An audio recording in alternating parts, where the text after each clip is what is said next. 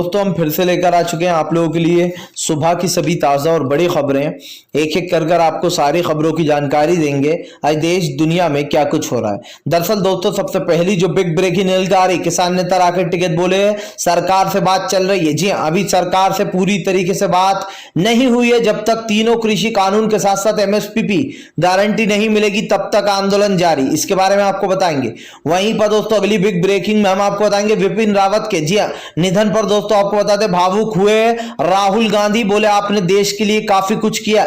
इसके बारे में भी आपको विस्तार से बताएंगे।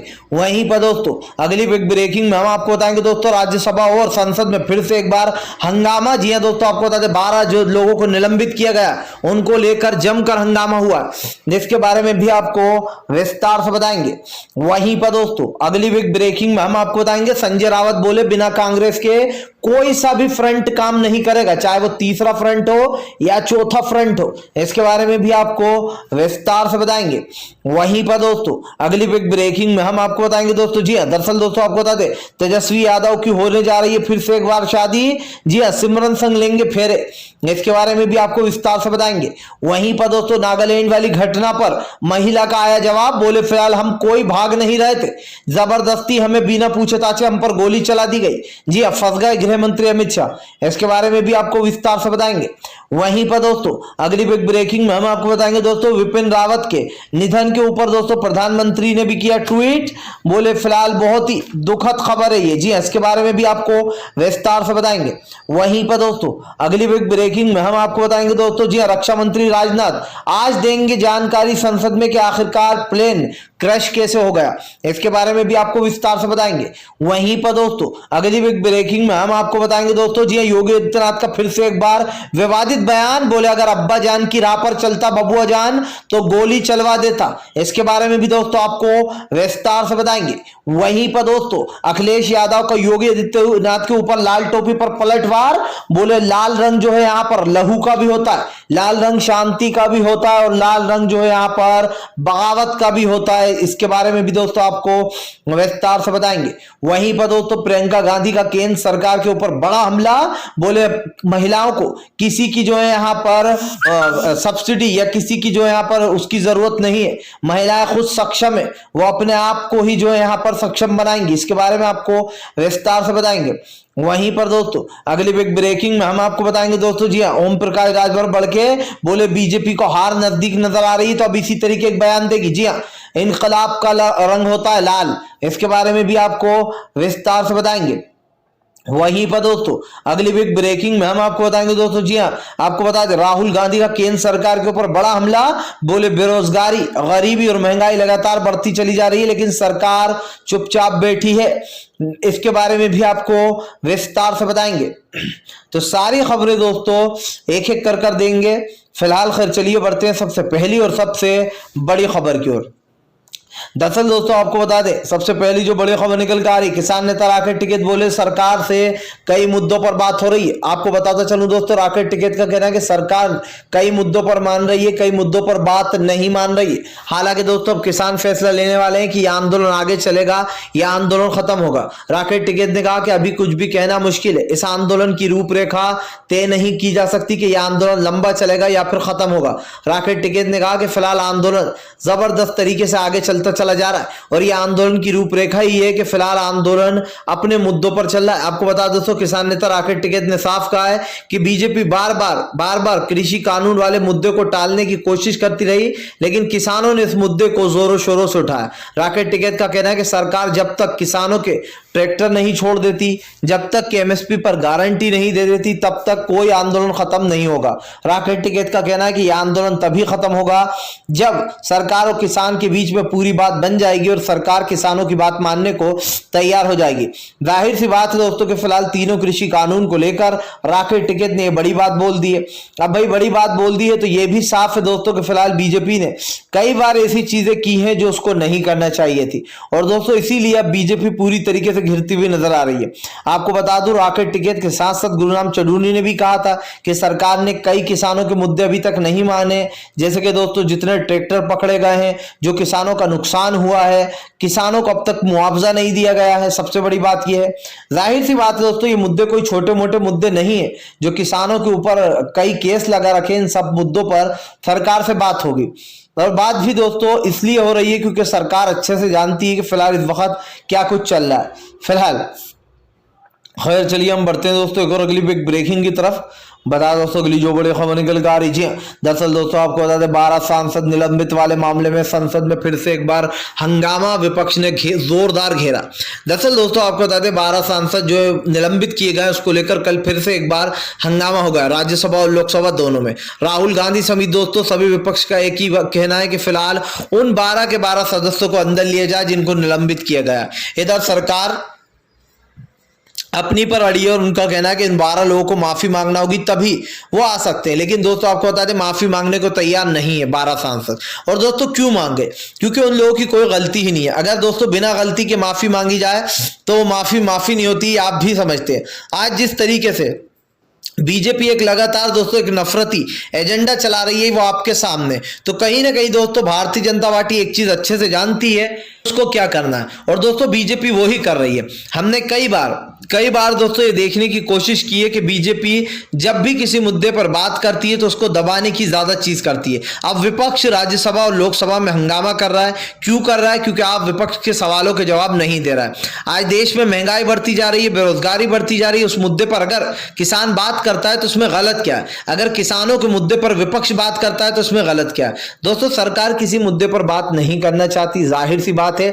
सरकार को लगता है कि बस मुद्दे उठाओ और चलते जाओ, यानी कि किसानों का मुद्दा इनके लिए दोस्तों बेकार है, आम जनता का मुद्दा इनके लिए बेकार है। सरकार को कोई भी चीज समझ में नहीं आ रही है। जाहिर सी बात है दोस्तों, किसान और सरकार के बीच की जो बात है वो अभी तक सरकार को समझ में ही नहीं आई है। बीजेपी कई बार ये कोशिश करती रही है कि वो अपना पल्ला झाड़ ले, लेकिन दोस्तों हम आपको बता दें कि फिलहाल भारतीय जनता पार्टी को बड़ा झटका लग गया है, क्योंकि अब बीजेपी को जबरदस्त तरीके से फटकार लगने वाली है।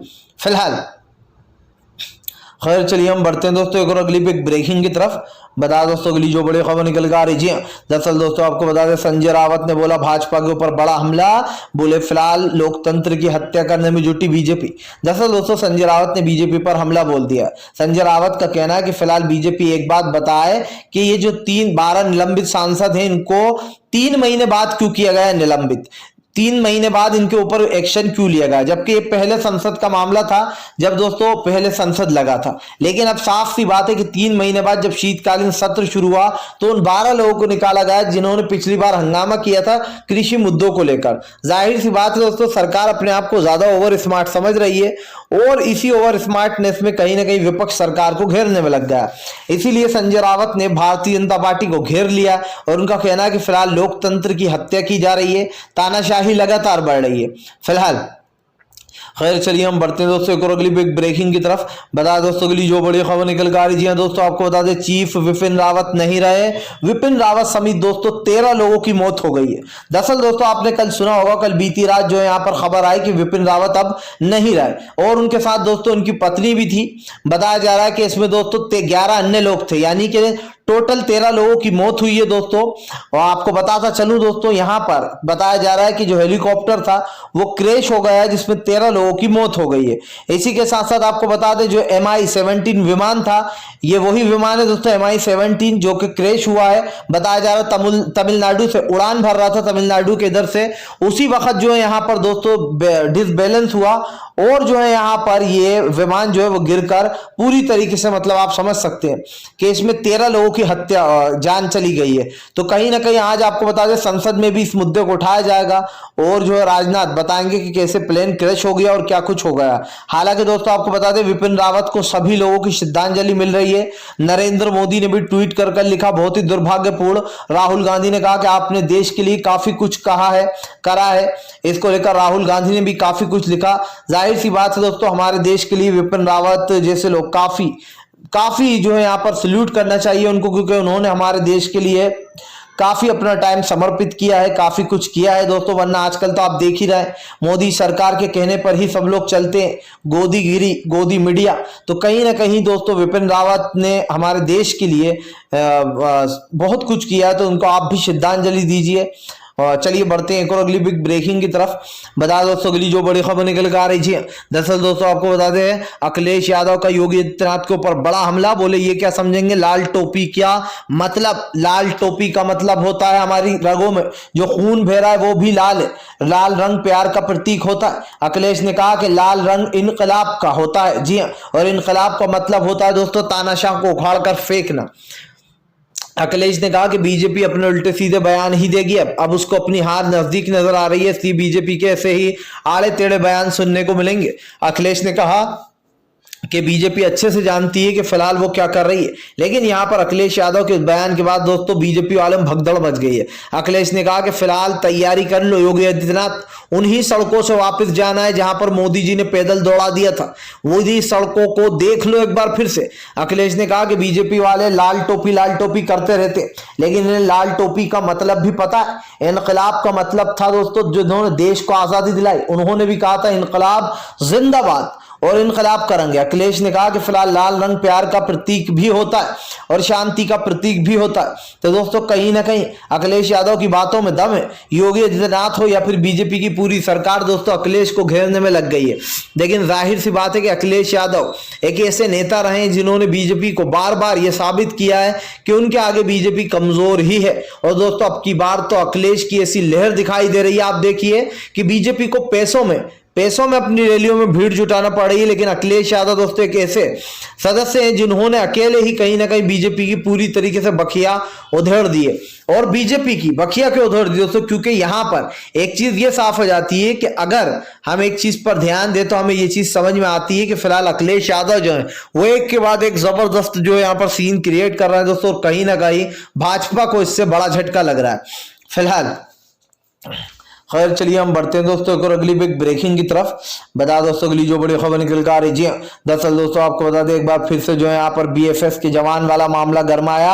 अब दोस्तों आपको बता दें बीएफएस के जवान पर फिर से एक बार सवाल खड़े कर दिए। जी दरअसल दोस्तों लगातार बीएफएस के जवान जो है उनकी जो एक तरीके से कह सकते हैं दोस्तों उनकी जो पावर है वो लगातार अधिकार बढ़ाया जा रहा है। और ऐसे में दोस्तों नागालैंड वाली में जो हत्या हुई है, जो हमला हुआ है, उसको लेकर अब कई सवाल में घिर गई है भारतीय जनता पार्टी। आपको बताता चलूं चन्नी ने कहा कि फिलहाल बीएफएस के जो जवान हैं उनके जो अधिकार बढ़ाए जा रहे हैं ये लोकतंत्र के खिलाफ है। क्योंकि दोस्तों किसी को इतना अधिकार दे देना कि बिना किसी जांच पड़ताल के गोली चला देना, बिना किसी जांच पड़ताल के किसी को भी पकड़ लेना, यह गलत है। और इसको लेकर दोस्तों चन्नी ने बड़ा हमला बोल दिया। जी हाँ, पंजाब के दोस्तों सीएम चन्नी का कहना है कि फिलहाल बीएफएस के जवानों को गलत पावर दी जा रही है और इतनी ज्यादा पावर गलत है। आपको बता दें अधिकार बढ़ाने पर प्रधानमंत्री को उन्होंने जमकर फटकार लगाई और कहा कि तत्काल में उनके अधिकार जो बढ़ाए इनको वापस लेना चाहिए क्योंकि ये राज्यों के खिलाफ है। दरअसल दोस्तों अब बीएफएस के जवानों को यह खुली छूट होगी कि वो किसी भी राज्य में जाके किसी को भी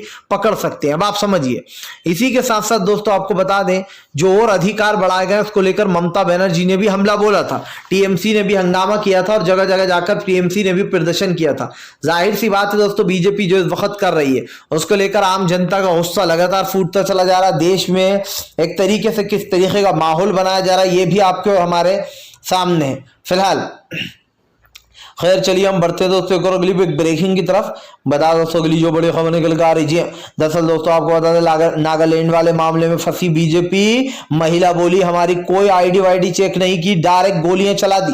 दरअसल दोस्तों अब नागालैंड वाला जो हमला हुआ जिसमें दोस्तों बताया जा रहा था कि फिलहाल जो 14 मासूम लोग हैं उनकी हत्या हो गई, बेसिकली दोस्तों गोली चला दी गई। अब यह मामला गर्मा गया। आपको बताता चलूं दोस्तों जो महिला है जिस परिवार के में महिला जो थी दोस्तों एक महिला उसने खुलासा कर दिया है। उनका कहना है कि हम चुपचाप जा रहे थे और जो सेना के जवान हैं उन्होंने बिना पूछे ताछे बिना आईडी चेक करे गोलियां चला दी। अब आप समझिए दोस्तों बिना किसी तफ्तीश के ये पता किए हुए कि क्या ये सच में कोई जो यहाँ पर दोस्तों गैर कानूनी लोग हैं आतंकवादी हैं या फिर दोस्तों नक्सलिए हैं, जो भी थे वो, उनको एक बार चेक करना चाहिए। लेकिन दोस्तों वहां के ग्रामीणों पर ही गोली चला दी गई, जिसमें जो यहाँ पर 13 से 14 लोगों की मौत हो गई थी। जिसके बाद अब उसमें से जो एक महिला रिश्तेदार है उन लोगों में से, उसने कहा है कि फिलहाल बीएसएफ के जवान ने हम पर गोली चला दी बिना किसी आईडी वाईडी देखे। अब आप समझिए दोस्तों किस तरीके की और बड़ी घटना है ये।